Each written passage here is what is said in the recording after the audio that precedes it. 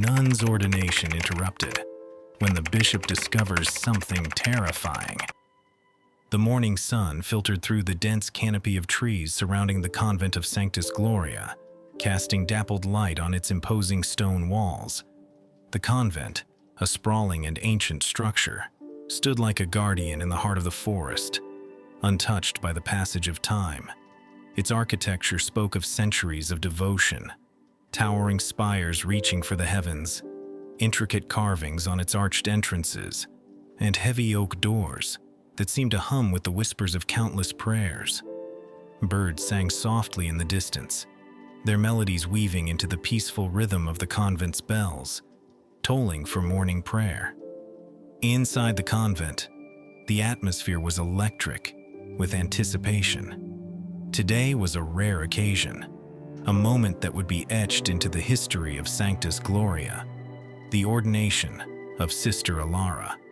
The nuns bustled about, their voices low, their movements deliberate. Sister Alara had spent years in devotion and contemplation, proving herself time and again as a humble servant of faith. Yet, there was something enigmatic about her, a quiet mystery that set her apart. The other nuns admired her dedication, but they also whispered behind closed doors about the secrets she seemed to guard so closely. No one had ever dared ask her directly, but everyone felt there was more to her than she let on. The convent's grand hall had been prepared meticulously for the ceremony. Candles flickered along the edges of the room, their golden light dancing on the faces of saints painted on the high ceilings. A thick scent of frankincense filled the air, mingling with the floral arrangements placed at the altar. In the center stood Bishop Corvin, a revered figure whose presence commanded respect. His tall, stoic frame was draped in ceremonial robes of deep crimson and gold, the mitre on his head gleaming as he moved with solemn authority. At his side stood Brother Alaric, a young and earnest assistant whose kind eyes and warm demeanor were a stark contrast to Corvin's imposing aura. As the nuns and clergy gathered, Bishop Corvin glanced at Sister Alara. She knelt before the altar, her head bowed in prayer. Her white habit gleamed in the candlelight, and for a moment, Corvin felt a pang of unease. He couldn't quite place it, a fleeting sensation, as if an unseen force lingered in the room. He pushed the thought aside, reminding himself that ceremonies like these often carried a sense of gravity. Just as he raised his hand to begin the ordination, a soft commotion at the entrance caught his attention. A courier, panting and disheveled, entered the hall, clutching an envelope. The man hesitated, visibly nervous about interrupting, but when Corvin beckoned him forward with a slight nod, he hurried to deliver the message. The bishop's expression darkened as he took the envelope, its wax seal bearing no identifying mark. He broke the seal carefully and unfolded the parchment inside, his eyes scanning the words written in a hurried, almost frantic hand. Corvin's grip on the parchment tightened. The message was brief but alarming, suggesting that Sister Alara, no, Anais, as the letter called her, was not who she claimed to be. It alluded to a past steeped in deception and hinted at connections to a spiritual group condemned by the church for their heretical practices.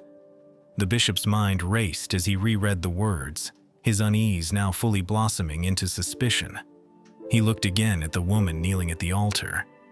Could it be true? Could this novice, so seemingly devoted and humble, be hiding such a dangerous past? "Stop!" Corvin's voice rang out, sharp and commanding, cutting through the murmurs of the congregation. All eyes turned to him in surprise.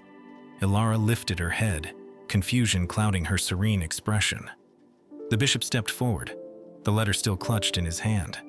He motioned for the congregation to leave, his tone making it clear that no one was to question his authority.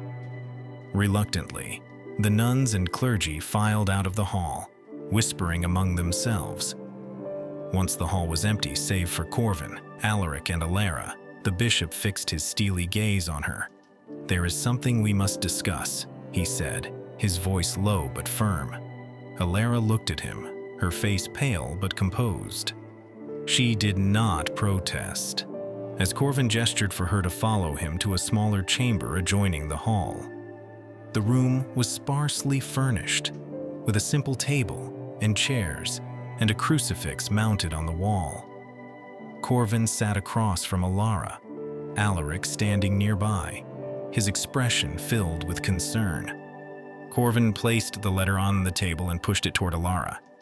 "Explain this," he demanded, his voice like a blade. Alara's hands trembled slightly as she took the letter. Her eyes scanned the words, and for a moment, she said nothing. Then she closed her eyes and exhaled deeply.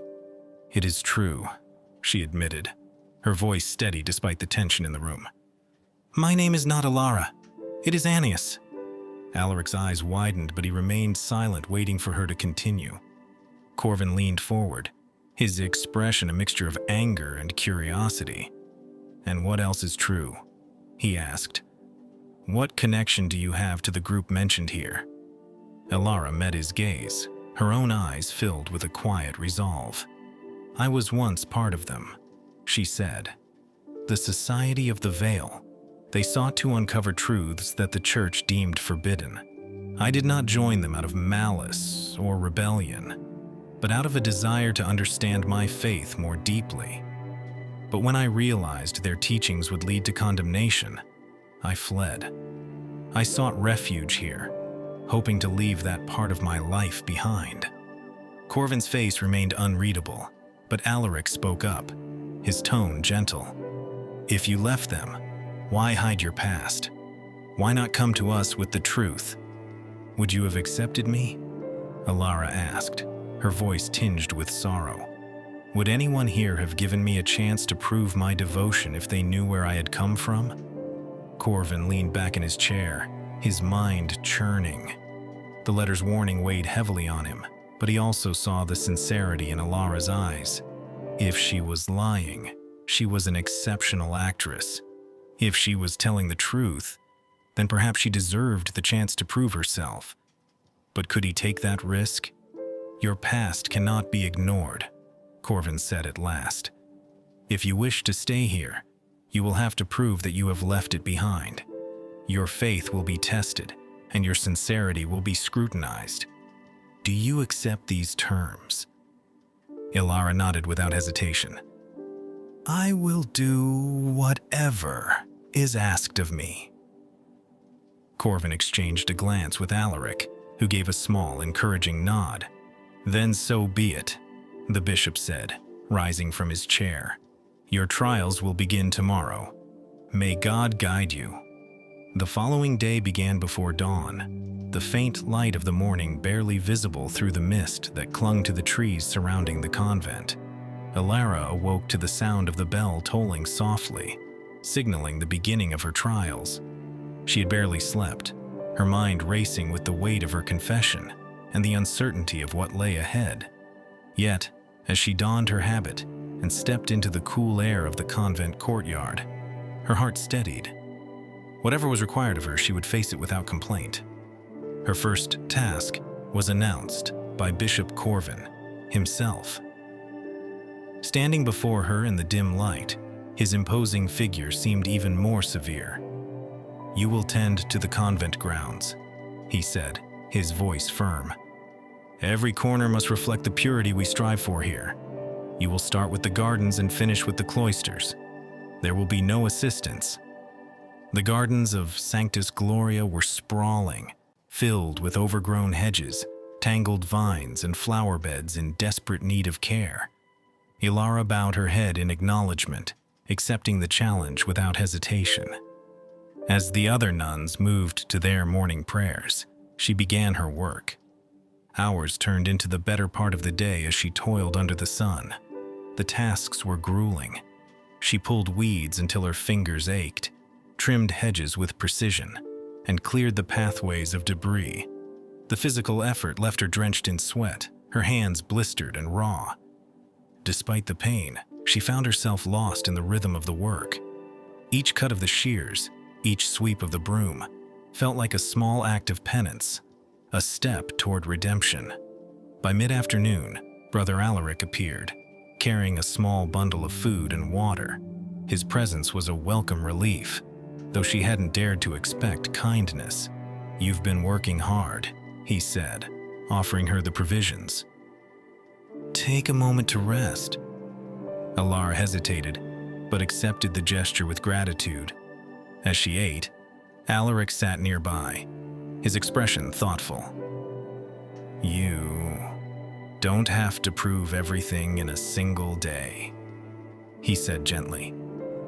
"Faith is a journey, not a destination." His words were comforting, though Alara remained quiet. She wasn't ready to voice her fears or her hopes, not yet. When she finished her meal, Alaric handed her something small and smooth, a wooden cross. "I carved this for you," he said, "to remind you that even when you feel alone, you're not. Someone is always watching over you." Touched, Alara thanked him, slipping the cross into the pocket of her habit. It was a simple gift, but it carried a weight that gave her strength. As Alaric returned to his duties, she resumed her work with renewed determination. Her trials continued in the following days, each task designed to test her endurance, humility, and faith. One morning, she was assigned to clean the chapel's massive stained glass windows, a job that required balancing precariously on a ladder for hours. Another day, she was tasked with hauling buckets of water from the well to scrub the convent floors by hand. The tasks were relentless, and her body grew weary, but she never faltered. The other nuns began to take notice. At first, they watched her with skepticism, whispering among themselves about the mysterious novice and the rumors surrounding her. But as days turned into weeks, their attitudes began to shift. They saw the quiet determination in her eyes, the way she threw herself into her duties without complaint, and the sincerity of her prayers during evening vespers. Slowly, their whispers turned to words of encouragement. One particularly harsh day, as she labored in the courtyard under a blazing sun, a nun approached her with a pitcher of cool water. "You've worked hard enough for 3 of us," the nun said with a kind smile. "Rest for a moment." It was a small gesture, but it marked the beginning of a newfound respect. Alara's transformation was not only seen by the nuns. Bishop Corvin watched her progress closely, his initial skepticism giving way to a grudging admiration. She had faced every challenge he placed before her with grace and determination. Yet, he still held reservations. The letter's warning lingered in his mind, and he could not shake the feeling that Alara's past could yet bring danger to the convent. As her trials continued, Alara found solace in the convent's quiet moments. Late at night, when the others were asleep, she would sit alone in the chapel, the wooden cross Alaric had given her clutched in her hands. She prayed not only for forgiveness, but for clarity. Each night she felt a growing sense of peace, as if the weight of her past was beginning to lift. By the end of her first month of trials, the convent's grounds were transformed. The gardens bloomed with vibrant colors.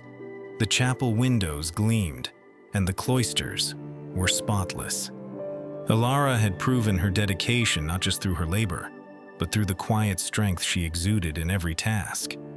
One evening, as the nuns gathered for their nightly prayers, Bishop Corvin addressed them. "Sister Alara has shown remarkable resilience and devotion," he said, his voice echoing in the candlelit hall. "Her efforts remind us that faith is not given but earned, through action as much as prayer." The words were a turning point. For the first time, Alara felt truly seen, not as the woman she had been, but as the sister she had become. Though her journey was far from over, she knew she was no longer alone in it. The convent, once a place of judgment and suspicion, was slowly becoming a home. The days at the convent settled into a rhythm, the community of nuns gradually embracing Alara's presence. Though the trials she endured had earned her respect, her past lingered in the minds of a few, including Bishop Corvin. He had seen her transformation firsthand, yet the mysterious envelope and the confession that followed left him restless. Something deeper was at play, something he could not ignore. Late one evening, Corvin found himself in the convent's vast library. The room was dimly lit by a single lantern, its golden light casting long shadows across rows of ancient books and scrolls. He sought solace and clarity in study, as he often did when questions plagued his mind. As he sifted through shelves of theological texts, his fingers brushed against a book he didn't recognize. The spine was worn, the title barely legible, but it carried the unmistakable weight of age. Intrigued, he pulled the book free and opened it. The pages smelled of time and dust, their delicate surface filled with intricate illustrations and cryptic writing. The text was a mixture of Latin and an older dialect he only partly recognized. As he flipped through the pages, one illustration caught his eye. A woman surrounded by swirling light, her hands outstretched as if channeling an unseen power. Below the image was a single phrase written in Latin, its meaning sending a chill through him. "She shall come, a light in shadow, to challenge the unchallenged and reveal the truth long hidden." Corvin stared at the page, his mind racing. The image was eerily reminiscent of Alara, though he knew it could not be her. The prophecy, if that's what this was, seemed ancient, far older than anything connected to her or the society of the Veil. Yet the words resonated deeply, stirring something in his heart that he could not ignore. The bishop spent the entire night studying the book, piecing together what he could. The text spoke of a woman chosen not by the church, but by forces beyond comprehension, a figure destined to disrupt the established order and uncover truths that had been obscured for centuries. It alluded to hidden knowledge, secrets buried deep within the church's foundations. The idea unsettled Corvin. As a man of unwavering faith, he had always upheld the church as the ultimate authority on spiritual truth. The thought of something, or someone, challenging that was almost unthinkable. By dawn, Corvin was certain of one thing. The woman described in the text bore an uncanny resemblance to Alara, both in appearance and in circumstance. Her mysterious past, her connection to a forbidden group, and her unyielding resilience all seemed to align with the prophecy. Yet doubt gnawed at him. Prophecies were often riddled with ambiguity, and their interpretations were prone to error. Was he reading too much into a coincidence, or had fate truly placed Ilara in his path for a reason?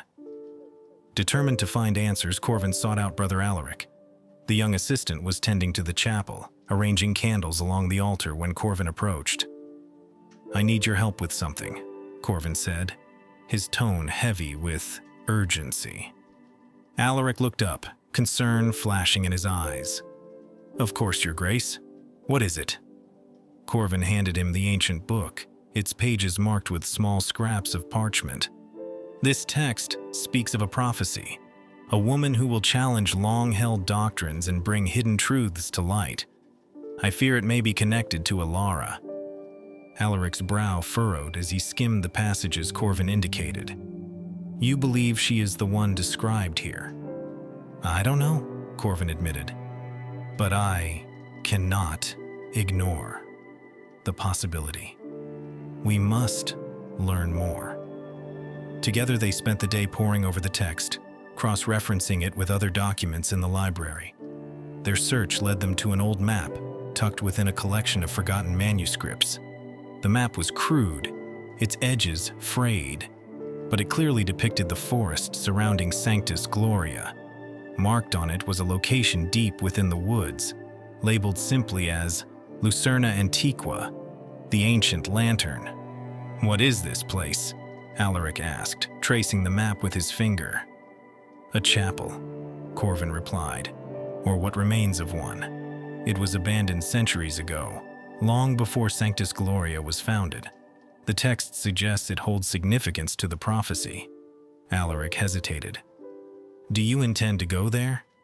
"I must," Corvin said. "If this prophecy is real, and if Alara is truly connected to it, then the answers lie there." Alara's involvement was inevitable, and Corvin knew it. That evening, he summoned her to his private chamber. She arrived with quiet composure, though there was a flicker of apprehension in her eyes. "You asked to see me, Your Grace." Corvin gestured for her to sit. "I've been studying something that may concern you," he began. He explained the prophecy and its implications, watching her closely for any reaction. Alara listened intently, her expression unreadable. When he finished, she spoke slowly, as if weighing her words. "I don't know what to say. I never sought to disrupt the church or challenge its teachings. My only desire has been to serve. And yet, your path has led you here," Corvin said. "If this prophecy is true, then you may be at the center of something far greater than any of us can comprehend." Alara looked down at her hands, the weight of his words pressing heavily on her. "What do you want me to do?" "We're going to the ancient lantern," Corvin said. "There is something there, something that may confirm or disprove what I've found. Brother Alaric will accompany us." Alara nodded, her resolve returning. "If it will help uncover the truth, I will go." The following morning, the trio prepared for their journey. They packed provisions and carried only what was necessary, aware that the trek would be arduous. The nuns watched them depart with curiosity and unease, their whispers following Alara as she walked beside Corvin and Alaric into the forest. The path was overgrown and treacherous, the air heavy with the scent of moss and damp earth. Hours passed as they pressed deeper into the wilderness, the silence broken only by the rustle of leaves and the distant call of birds. As the sun dipped lower in the sky, they finally arrived at their destination. The ancient lantern was a ruin, its stone walls crumbling with age. Vines snaked through the cracks, and the remnants of a faded mural adorned the chapel's facade. Despite its state of decay, there was an undeniable sense of power in the air, a feeling that they had stepped into a place where the veil between the earthly and the divine was thin. Inside, the chapel was dark and cold, the air thick with centuries of dust. At the center of the room stood an altar, its surface carved with strange symbols that seemed to pulse faintly in the dim light. Alara approached it cautiously, her fingers brushing against the carvings. As she did, a faint glow emanated from the symbols, illuminating the room in an otherworldly light. Corvin and Alaric watched in awe as the glow intensified. The air seemed to hum with energy, and Alara's expression shifted to one of wonder. "It's calling to me," she whispered, her voice barely audible. The symbols pulsed once more, and a vision flashed before her eyes. She saw figures cloaked in light, their faces obscured, working together to inscribe the symbols onto the altar. Their purpose was clear: to protect a truth so profound that it had been hidden away, waiting for the right moment to be revealed. When the light faded, Alara turned to Corvin and Alaric, her face pale but resolute. "There's more to this than we could have imagined," she said, "and we've only just begun to uncover it." The forest around the ancient lantern seemed different as the trio emerged from the chapel, the shadows longer, the air heavier with the weight of their discovery. None of them spoke immediately, each lost in their own thoughts about what had transpired inside the ruined chapel. Alara's mind raced with the images she had seen, figures shrouded in light, their work etched with purpose and secrecy. The glow of the symbols still lingered in her vision, a faint imprint that refused to fade. Bishop Corvin led the way, his usual stoic demeanor tempered by an uncharacteristic silence. The implications of what they had found gnawed at him. The prophecy, the symbols, and Alara's connection to it all pointed to a revelation that could shake the very foundation of the church he had devoted his life to. But what was this hidden truth, and why had it been concealed for so long? He felt a profound sense of responsibility and trepidation about what lay ahead. Brother Alaric, walking beside Alara, glanced at her frequently, his expression a mixture of curiosity and concern. She had been the focal point of the vision, the one to activate the glowing symbols. Whatever force guided her, it had chosen her specifically. "Are you all right?" he finally asked, his voice soft but insistent. Alara nodded, though the weariness in her eyes betrayed her. "I'm fine," she said, clutching the small wooden cross Alaric had given her. "But there's so much I don't understand. Why me? Why now?" "Perhaps the answers will come in time," Alaric said, offering her a reassuring smile. "Whatever this is, you don't have to face it alone." The journey back to Sanctus Gloria was slower than expected, their steps weighed down by the enormity of their discovery. The forest, once a tranquil refuge, now felt alive with unseen forces. Strange sounds echoed through the trees, whispers carried by the wind, the crackle of branches underfoot, and distant murmurs that seemed to come from nowhere. The deeper they ventured, the more the forest seemed to resist their passage, as if testing their resolve. By the time they reached the edge of the forest and saw the spires of Sanctus Gloria rising above the treetops, the sun had dipped below the horizon, and twilight cast an eerie glow over the landscape.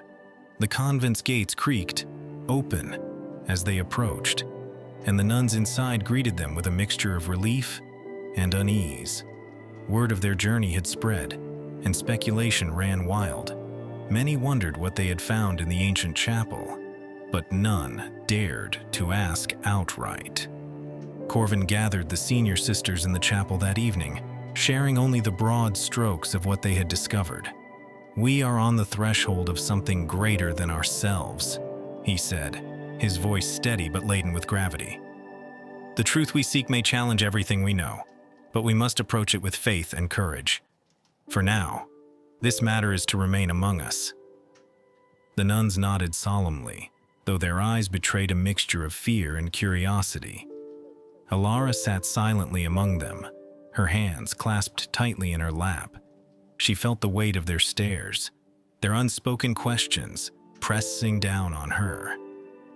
What had she seen? What did it mean for them, for the church, for their faith? She wished she had answers, but knew they were still far out of reach.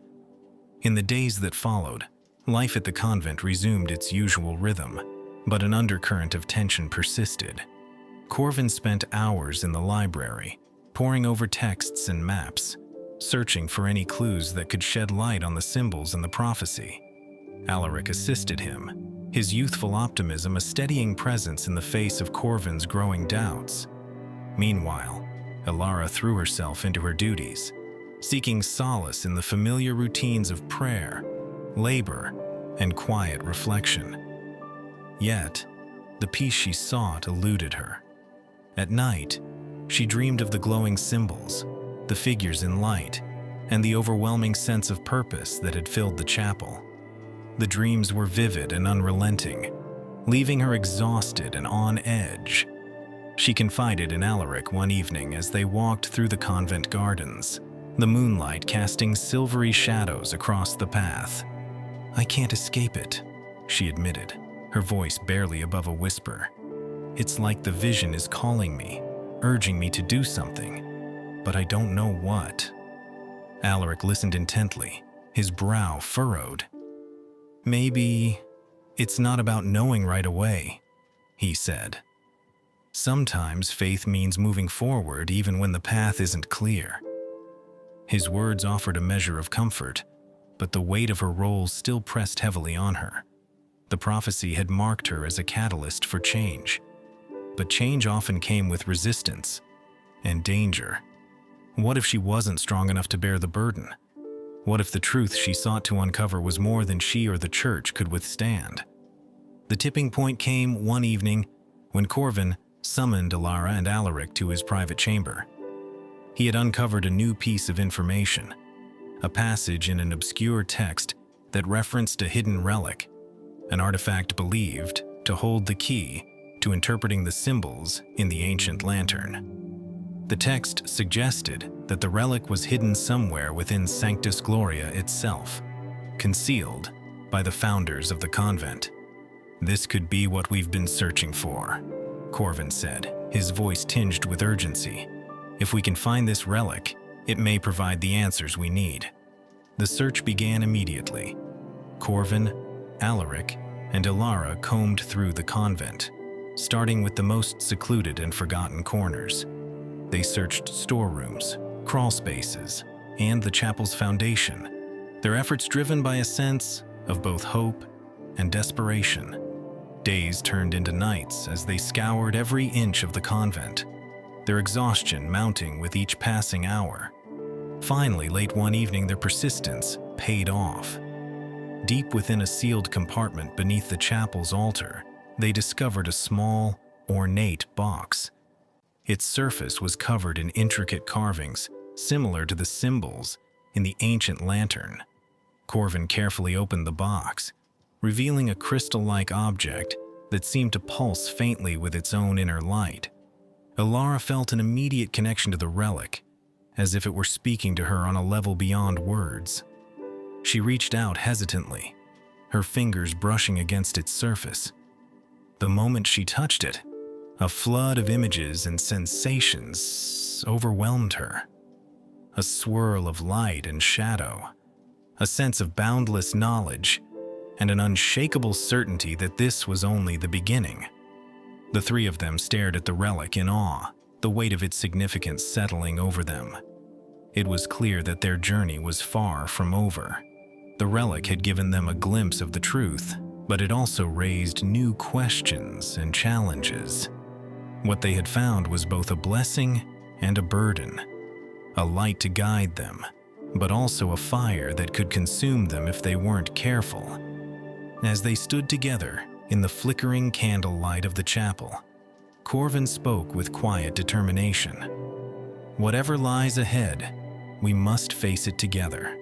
The truth will not come easily, but it is worth every trial.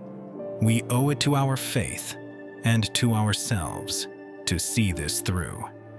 Alara nodded, her fear tempered by a growing sense of purpose. The relic, the prophecy, the journey. They were all pieces of a puzzle she was destined to complete. She didn't know where the path would lead, but she knew one thing for certain. She was no longer walking it alone, or walking it alone, or walking it alone, or walking it alone.